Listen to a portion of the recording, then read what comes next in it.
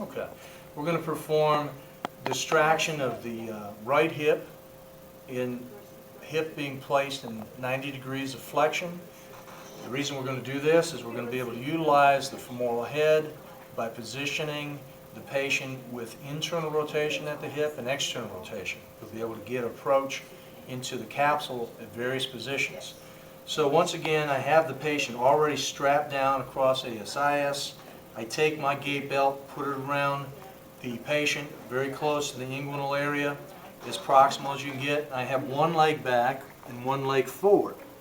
So as I'm doing my distracting force, again, I'm going to maintain this 50-55 degrees angle of coming off his side.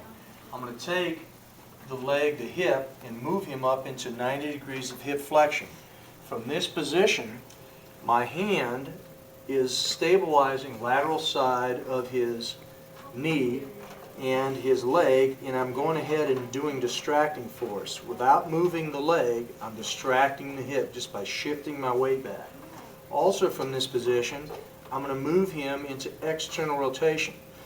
I'm going to use the mechanism of external rotation to help to work the superior side of the capsule.